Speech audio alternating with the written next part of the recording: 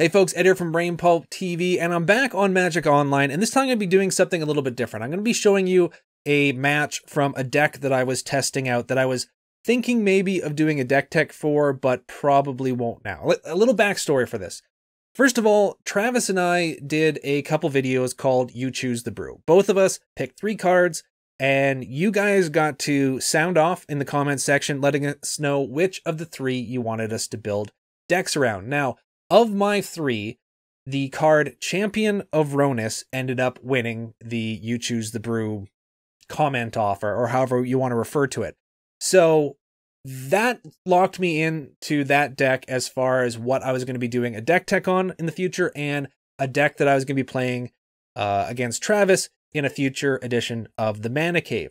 However, there are many different ways you can create a Champion of Rhonas deck. And one of the things I also asked, not just to vote on the card, is I asked you guys if you had any suggestions to leave them in the comments section. And you guys did. So I really appreciate that. However, of course, everyone probably has a different idea as to what I should do with the deck. So I can't cover all of them in one deck. That would be impossible unless I was playing 5-color fun stuff. And there were 3 suggestions in particular that sort of made me think about what type of deck I should build.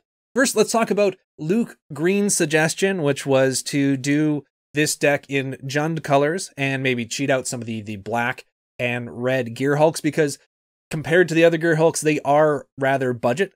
So that would fit within the $50 budget, $50 Canadian budget as well too, that we sort of had for these decks. Now, Luke since got inspired by his own comment, which is great, to create the deck. And as you can see from this screenshot, which he posted on Twitter, it did quite well for him. So oddly enough, I didn't want to do the deck because I thought maybe I'd be too not too inspired, but I didn't want it to be like a copy of Luke's deck. So I wanted to let him have his deck and not try to steal his thunder by recreating the same deck. So Luke, I really appreciate the suggestion, and I'm glad the deck is a lot of fun and you seem to be doing well with it. So if you want to give an update on how it's playing, if you're still playing it, please leave that in the comments section. Now, the next suggestion I want to talk about is from Tempest and a Computer. They suggested I go blue-green, and that way I can use cards like Seek the Wild and Anticipate in order to search for my creatures, and take advantage of the fact that for a short period of time anyways, those huge Eldrazi from the Battle of Zendikar block are still in standard rotation, so maybe I can cheat some of those in. And that ended up being the deck I went with as far as what I'm creating my deck tech for, and what I'm going to be playing playing against Travis in the upcoming Mana Cave. So, Tempest and Computer, thank you very much. That is the direction I am going to go in. And the final comment I want to talk about is from Timon Bozma, and I do apologize if I butchered your name. My last name is Ryzowski, so I'm used to people butchering that, so I know how you feel if I've mispronounced it, so I do apologize for that. However, Timon suggested I use Always Watching, which, if you're unfamiliar with the card, is 1 and 2 white, gets you an enchantment,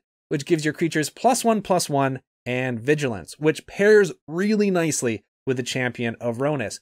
Plus, white is one of my favorite colors to play with, so I decided to build that deck initially, and I was testing it out online, and I had a lot of fun with it. The blue-green deck that I ended up going with for the deck tech and the upcoming edition of the Mana Cave barely edged out this deck. However, because I did enjoy, and I played a lot with this white-green build that I ended up doing thanks to this comment, I didn't want it to go to waste. So I want to show you guys some gameplay with this white-green deck. And I'm going to show you one match, and you can see how it played, and hopefully maybe it inspires you to build a similar deck. I'm actually going to be keeping both of these decks. Obviously, I have the cards for them online. I'm going to be keeping both of these decks in my slowly growing standard arsenal on Magic Online. And yeah, so here it is, the white-green Champion of Rhonas deck, which will not, unfortunately, be used in the You Choose the Brew deck tech and Mana Cave videos. Actually, before I get into the games, let's just quickly go over the deck list here, because I'm not going to get a chance to do a deck tech on this, probably not at least. So I just want to show you what's in this deck so you can have an idea for what to expect. As well, too, there are certain cards that you won't see once during this match that are in this deck. So if you're curious as to why I didn't put such card in the deck, this way you'll know for sure whether it actually is in the deck. Let's start with the lands. We have obviously plains and forests, which makes sense.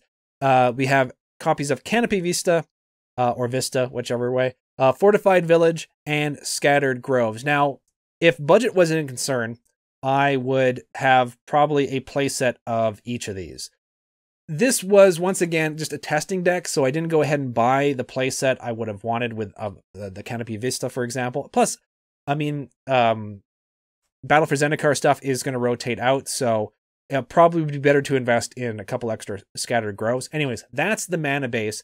1, 2, 3, 4, 5, 6 plains, and 3 or 6, 79, 9 forests on top of the dual lands that I have here. Now, going by converted mana cost, we have 3 copies of Blossoming Defense.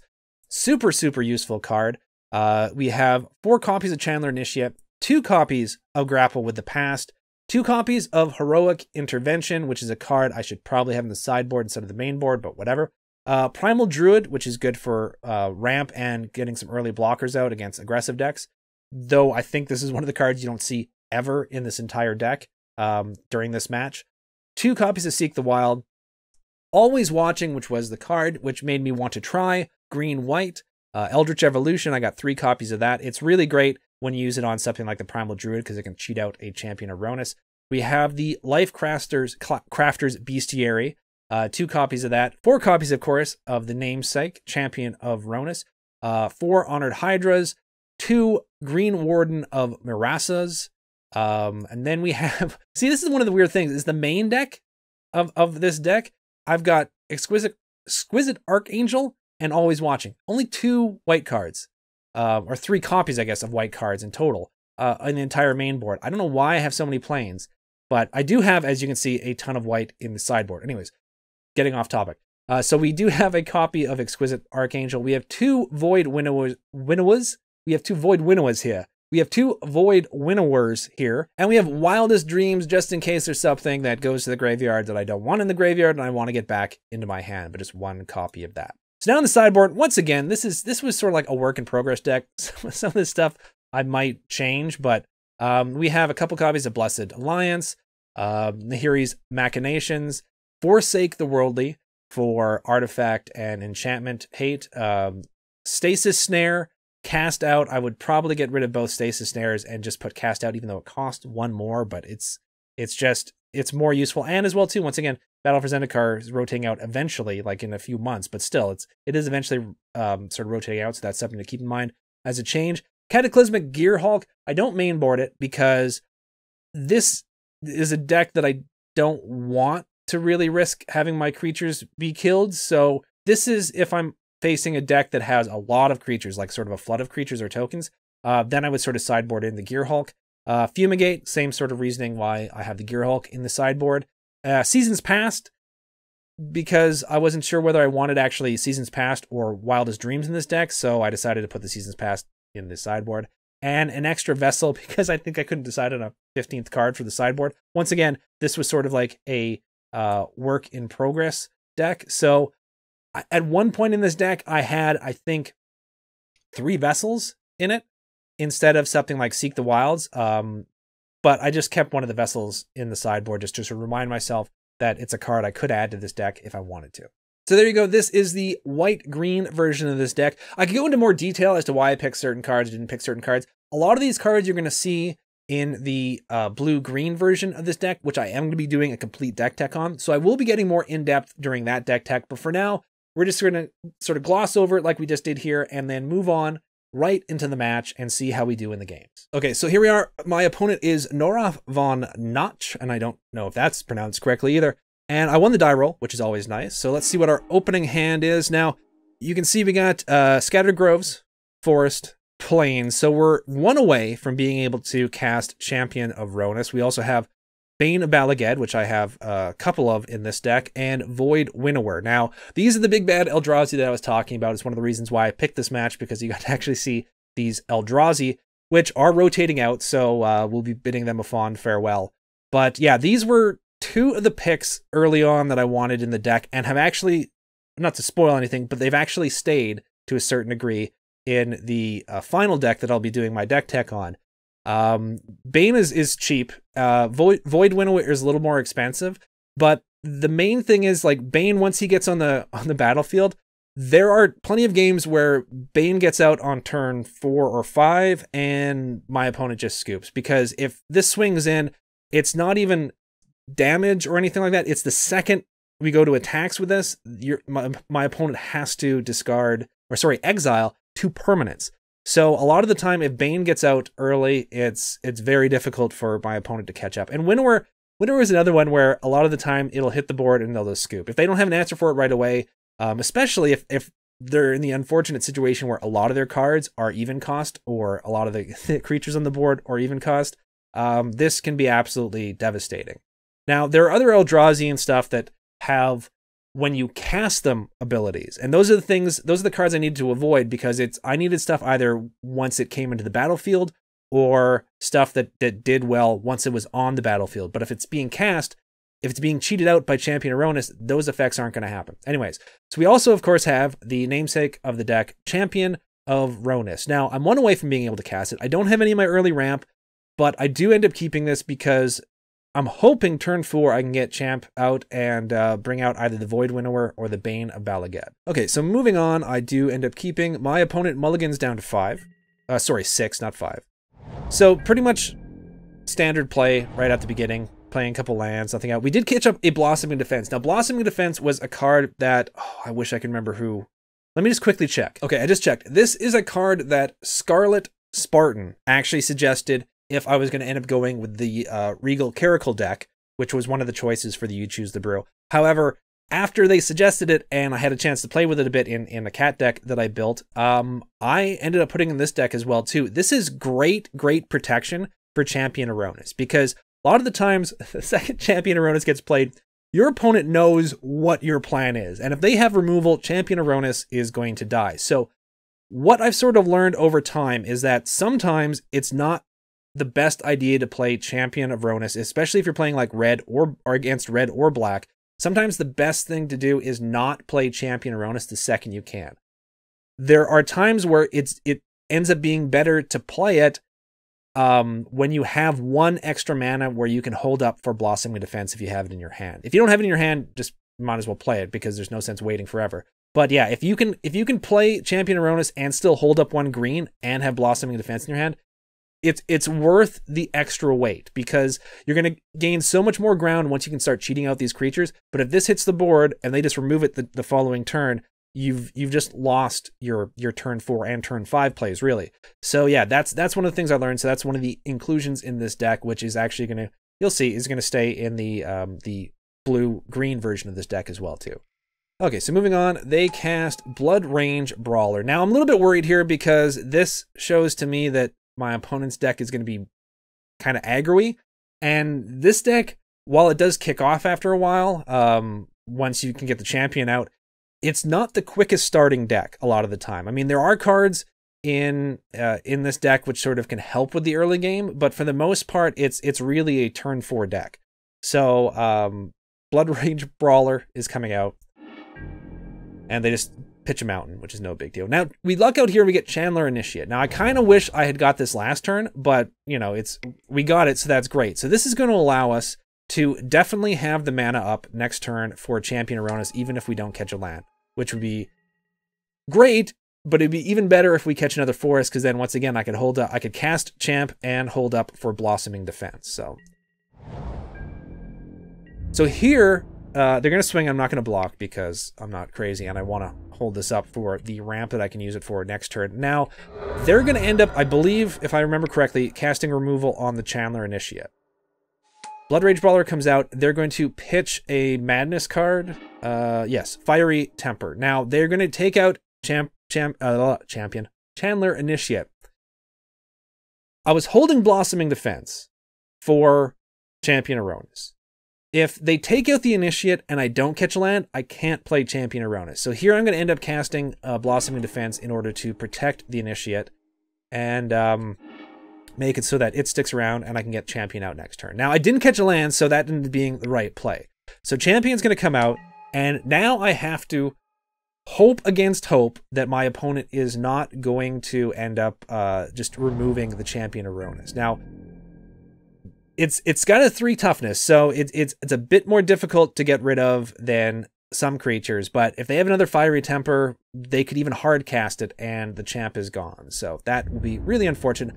I'm going to take 8 here because I'm not blocking. So this is going to get me down to like 8 health. Really not great considering this is only turn 4, but we should be able to start mounting a comeback very, very soon. Okay, so Reckless Racer, whenever it becomes tapped, you may discard a card. If you do, draw a card. So now they also have filtering in their hand, which is good for them, and it gives them another engine for pitching cards like Fiery Temper. So, okay, so I make it to the end of their turn, and Champion of Rhonas is still alive, which is incredible. Now I have choices. Honored Hydra is another card which I think is invaluable in this deck, not just because it's a big 6/6 trampler, but its Embalm ability. If it goes to the graveyard, you can use it again. You can cast it for cheaper. There are certain cards in this deck which will sometimes allow you to pitch, or even if your opponent makes you pitch cards, pitching the Honored Hydra into the graveyard is good for this deck because 4 mana is what you sort of like are shooting for in this deck. So Honored Hydra is really, really great. I'm not going to bring out the Honored Hydra. I have 2 much better choices. And in this case, I believe I pick Void Winnower because their 2 big guys are 2 cost. And it's going to make it so they can't block. Not that they probably would block with them. And also, it's got a huge body. Yeah, I do end up going with the Void Winnower. It's got a huge body. So Champion of Rhonas attacked, exerted. Now, I'm not going to be able to untap it next turn, but it doesn't really matter because now I have an 11-9 on the board, which shuts down a bunch of creatures and stops some of them from blocking. But it's also an 11-9. So something like the Honored Hydra or the Bane of Balaged, if I were to block any of these creatures actually with it, it would put it within very, very small, it would put it within removal range for even something like a Magma Spray or something like that. So I decided to bring out the Void Winnower, hoping it will shut their deck down to a certain degree, and also because it's just going to make these so that they can't block. So I get in for 3, and here I end up using Wildest Dreams. Now, Wildest Dreams is a card that I only think I put 1 in this deck, but it's amazing how useful, especially late in the game. Now, I'm going to use it right here in order to grab Blossoming Defense because I really want to be able to protect anything they may try to remove. So I'm going to bring back Blossoming Defense. It may seem like a waste, but trust me, this is, over time, I've learned that Blossoming Defense is a incredibly useful card to have in your hand, and it's worth its weight in gold. So, okay, so it's our opponent's turn now, and they're going to swing in with everything here. Yes, they're going to swing with everything. They end up using the Racer's ability, and they're able to Madness out an Incorrigible Use. Now, not great to see another creature hit the board, but it does tap down 3 of their 4 existing mana, so it makes me feel a little bit better because I don't think they're going to have much in the way of removal left in their hand. They might have a Magma Spray, they have enough for that, or Shock or something like that. But because they've also used their discard abilities, they're not going to be able to, I'm not expecting a Fiery Temper to be Madnessed out for 1 red. So here they swing in with everything, and I'm going to block one of the Brawlers with the Void Winnower. Now, I could block the Reckless Racer with the Chandler Initiate and simply tap it in order to make them bounce off each other and just prevent the damage and take 4. But instead, I'm going to block the other Brawler and do a bit of a risky player. Now, I'm going to tap the Chandler Initiate. It creates the 1 green mana. Immediately, it becomes a 3/2. So they could still either Shock or Magma Spray the Chandler, and this may not end up working for me. But I'm going to go ahead and Blossoming Defense because I want to get rid of the other 4/3. So I could have potentially lost the Chandler Initiate in this block, but I end up blocking out. I don't, and even if I did, I wasn't too sad to see the Chandler Initiate go at that point.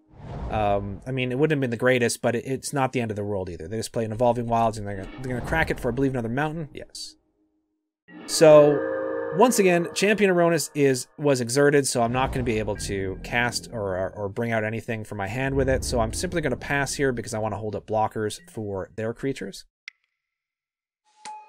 They bring out another Racer, which is fine. I mean, it's not the greatest to see another creature on their board, but they do not swing in, which makes sense because it wouldn't do them any good, really. And I would be able to take both their creatures with the Void Winnower on the Youth and Chandler Initiate on the Reckless Racer. So now Champ is going to untap, and I luck out and get Always Watching. Now, Always Watching with the Champion is great. Always Watching in general is just great. But being able to bring it out before I exert with the Champion is super, super great. Now, attacking here, they do have any number of ways of killing the Champion Initiate, which is fine because at this point, I can't remember if I bring a Bane or Honored Hydra, but either way, it will have done its work already. So it would be sad to see it go, but I'm not super, super worried about the Champion dying here. So I'm going to exert it, and I am going to bring out the Honored Hydra. Now, I'm guessing I did this because of the trample effect as opposed to the Bane of Balaget.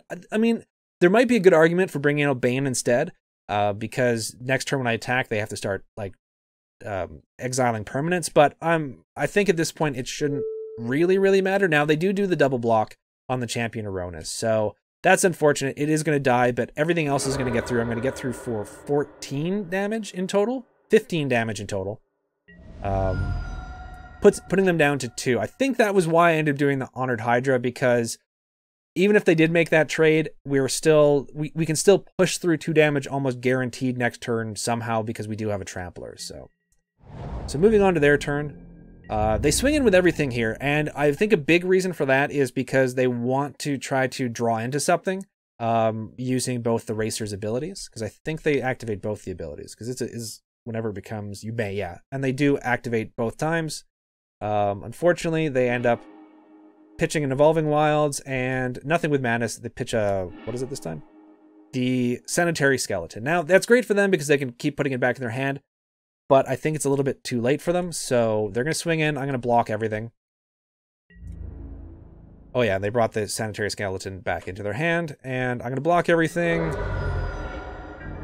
And my opponent says, good game. Now, Eldritch Evolution, which you haven't seen yet, is in this deck as well, too, because it's really great when teamed up with the Chandler Initiate. It can cheat out a Champion of Rhonas, as well, too. Primal Druid, which is a 2-cost, can also cheat out a Chandler Initiate with Eldritch Evolution. And Bane can cheat out a Void Winnower, and Honored Hydra can cheat out a Bane. Like, you know what I mean? It's in this deck, I find the evolution really useful, and it's actually something I'm carrying over to the blue-green version of this deck. So we're going to swing in, and that's going to be end of the game. So we're going to move on to the second game of this match. Okay, so here we are in the second game, and as you can see, this is a pretty good opening hand for us. We've got 4 mana up, which is perfect. We can get the village out on turn 1 if we want to. I believe, let's see, forest or playing card in your hand. Yeah, you see, and we can bring it out. We don't even have to have it come into play tapped. It doesn't matter for us because we're not going to really get anything useful out of it in turn 1. But we have Champion of Rhonas, and we have 2 of the Honored Hydras. So I was feeling really confident with this opening hand, so of course I kept it. They kept their opening hand, I believe, as well too. Yes, they did. And we catch a second Champion of Rhonas. Now, if I don't have Blossoming Defense in my hand to sort of protect the Champion of Rhonas, but I do have 2 copies of it in my hand, I usually don't wait for protection before I end up casting the Champion. So, Pale Rider comes out. They're going to discard. It's not going to do anything for them, but they do discard the Sanitarium Skeleton, which is just going to be able to keep going back to their hand a little later in the game once they have mana for it. So it's a good card for them to be able to pitch. And now they have a 3/3 on the board on 2. And this deck, like I said, sometimes doesn't get going until turn 4. So it's a pretty good card for aggro against us as far as combat goes.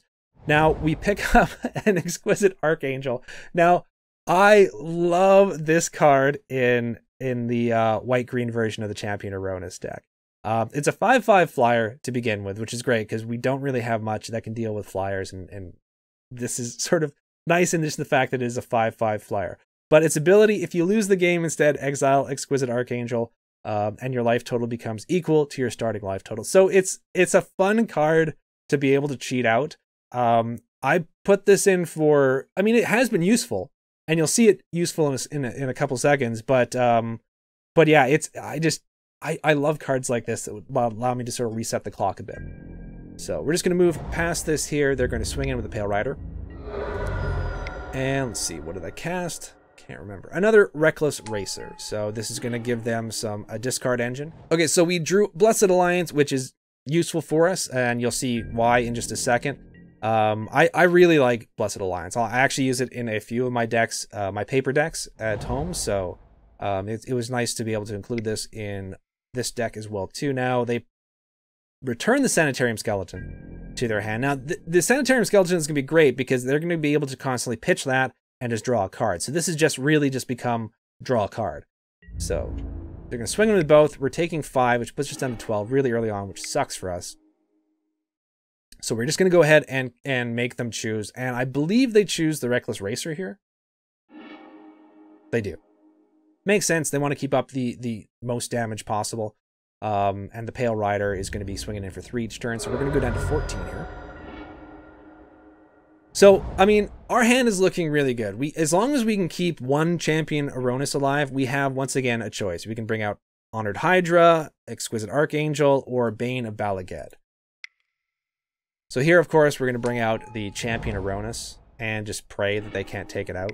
Unfortunately, they can because they have Alchemist's Greeting, so the champ is going down.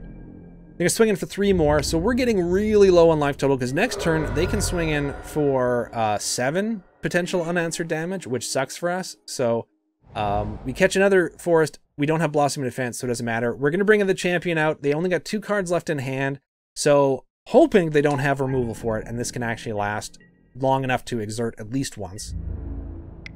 So yeah, they swing with both. I'm not going to block because I really need the Champion of Rhonas, otherwise I'm dead in the water. Down to 4.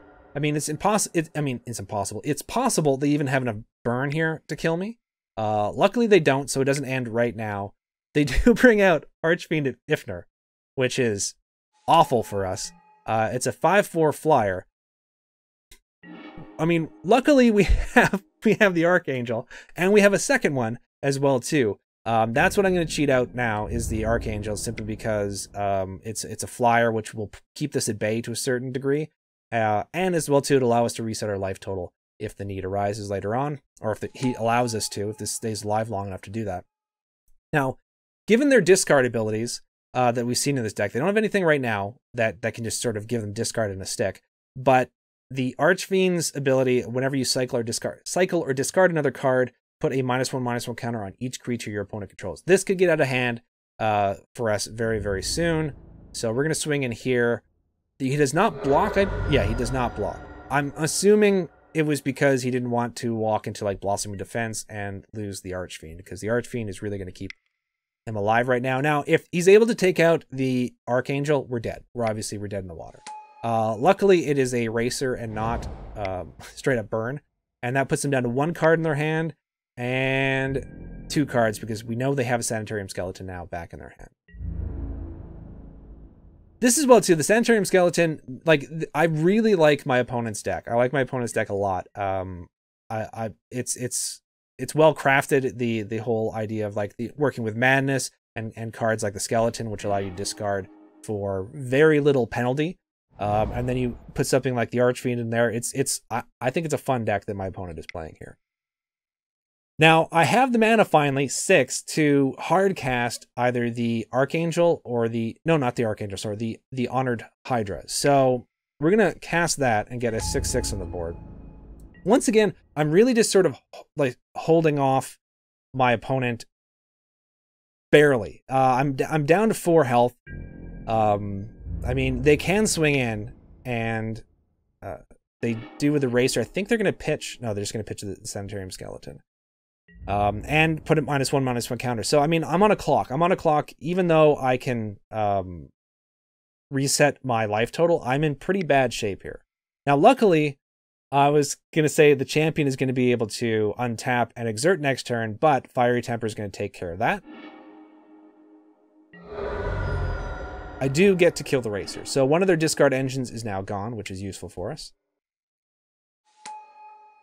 Only they bring out another one. So once again, it's back again. So they've got 0 cards in hand. Now, I wouldn't have played the land there. I'm not sure why they did. I typically, even if I have like, if I've got mana right now, like 6 mana up, I would probably have held the other land as sort of a bluff. Okay, so here I end up drawing a Chandler Initiate, which is good, except for the fact that the second it hits the board, they can use some sort of discard ability and it'll get -1/-1. So the other option I could have is to put its -1/-1 counters onto another creature, but that would make pretty much any of the other creatures more vulnerable as well too. I do need 1 extra mana to be able to cast Bane or Exquisite Archangel, so here I'm just going to swing in with the Honored Hydra and see how that works out for us. And I do get through. Now, there are times where I'll watch back games and wonder what the hell I was thinking. This is one of those times I really don't think I should have played the Chandler Initiate. I think I should have probably put out another Honored Hydra instead.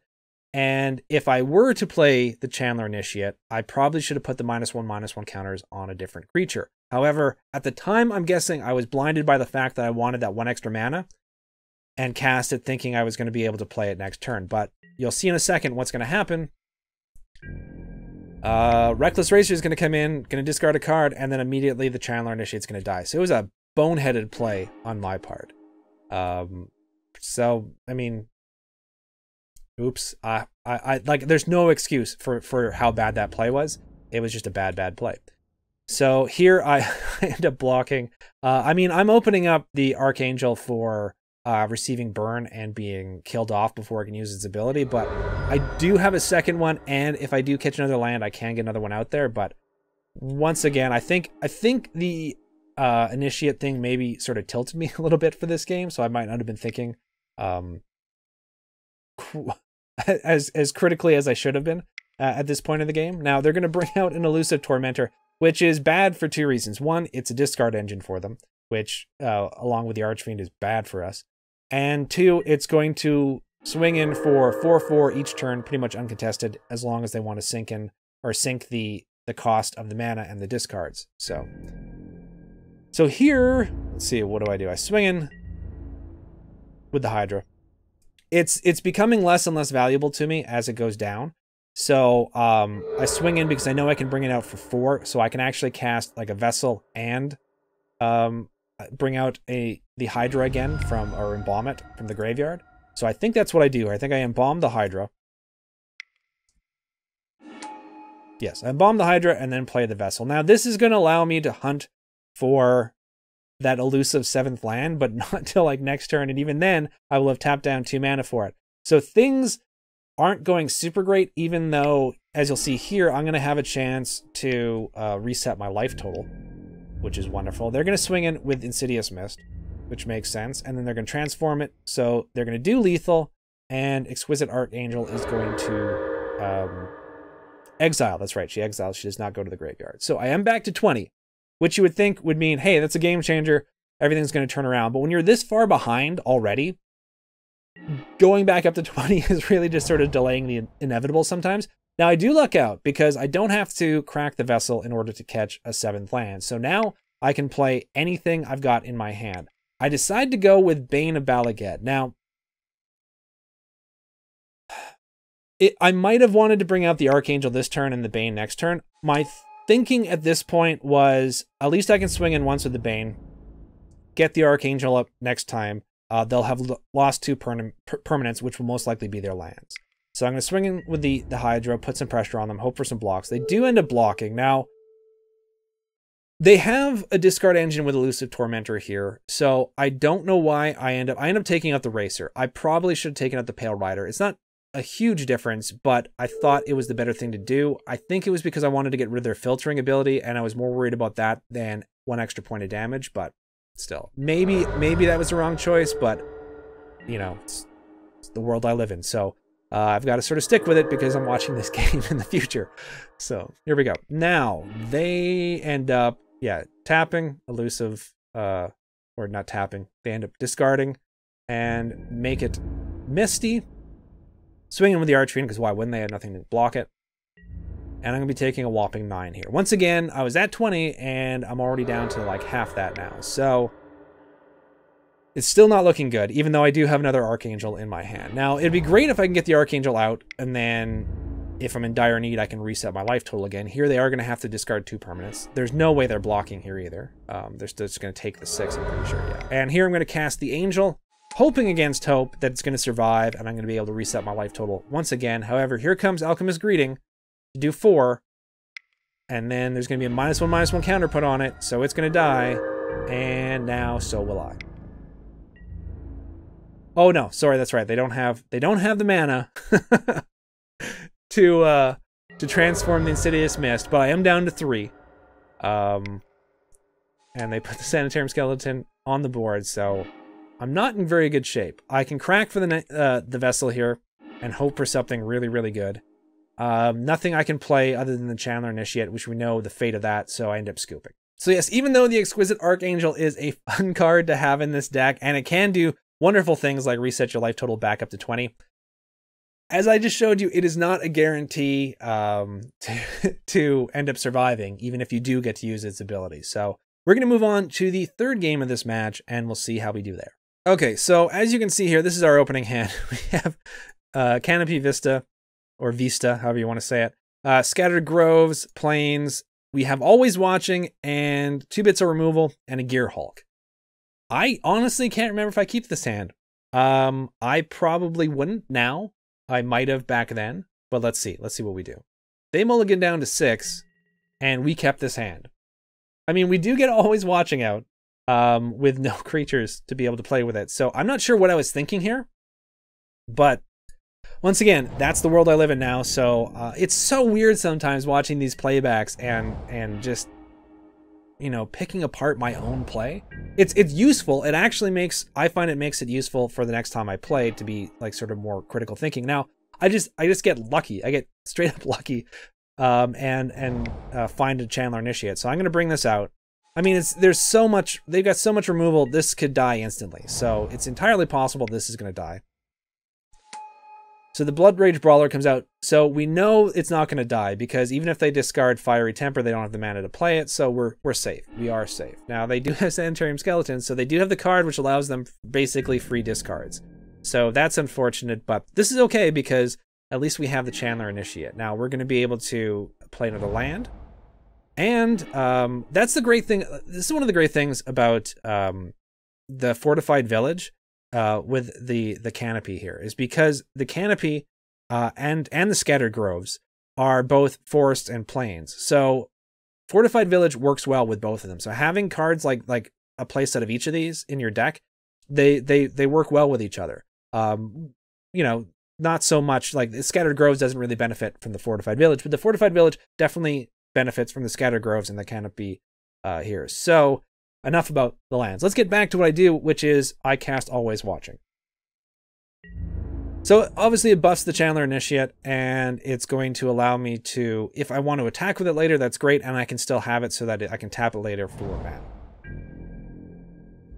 So they're going to swing in with a Blood Rage. I am not going to chump block here. Doesn't make any sense for me to do that. Reckless Racer, so I get lucky. It's not a hard cast Fiery Temper, which would have ruined my day. I do get to play out the Canopy. It comes into play tapped, which is unfortunate, but whatever. I can now hold up for either 2 Blessed Alliance or a Blessed Alliance that's escalated once. And seeing as how there's literally nothing else I can do, that's what I end up doing. So move on to their turn. They return the Sanitarium Skeleton, so they only have 1 mana up, which could very well be a Fiery Temper, which would suck. So they discard a card, and it is the Sanitarium Skeleton. So I'm happy about that because it means the Chandler Initiate's going to live, and I'm going to be able to do this, which may be a bit of a waste, but I kind of want to get the 6 damage that's going to be like swinging in each turn off the board right now. So I'm going to cast Blessed Alliance. Followed by Blessed Alliance. So I end up clearing their board, which is great. And next turn, if I want, I can cast Cataclysmic Gear Hulk. Or if I catch a land, I can cast Honored Hydra. Now, I don't catch a land. And I also don't cast Cataclysmic Gear Hulk here because I'm not going to get the value for it that I probably could a little bit later on. I mean, there's something to be said for pressing the advantage now that I've got a clear board to go against, but I end up holding up anyways, and I decide, no, I'm going to keep it in my hand for when they get more creature heavy, because they got creature heavy before.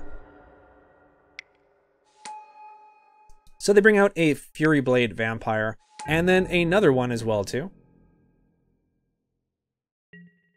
So already I'm a bit happier that I ended up not bringing out the Gear Hulk. And here I'm actually going to... This is a card that I like in this deck. I don't use the red mana. I mean, I have Channel Initiates that can create red mana, but I don't use this for the red mana. I like this in the deck because it allowed my champion to swing in and be indestructible when it did.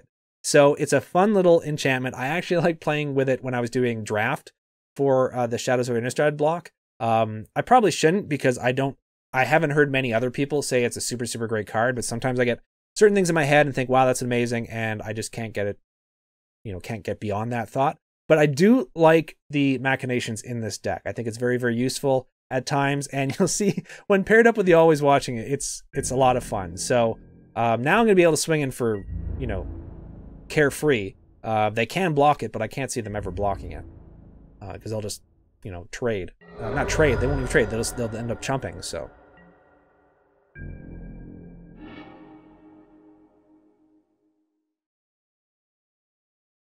Okay, so they madness out Alchemist Greeting, which sucks.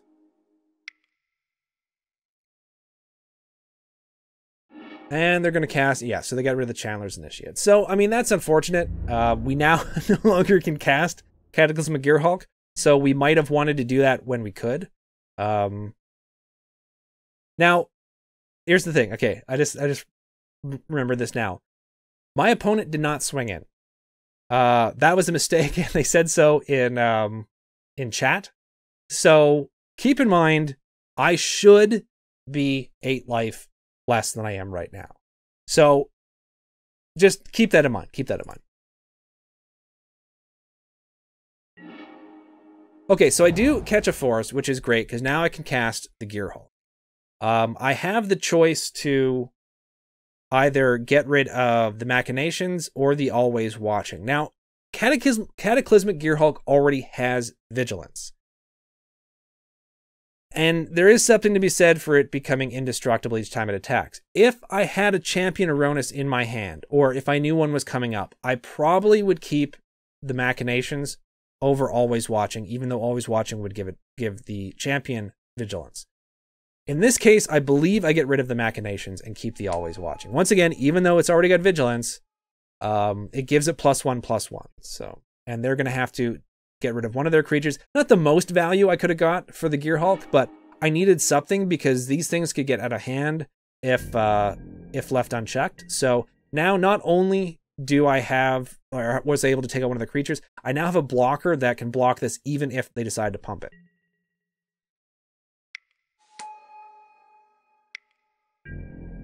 Okay, so they bring up the Skeleton and one of the Racers. They're not going to discard.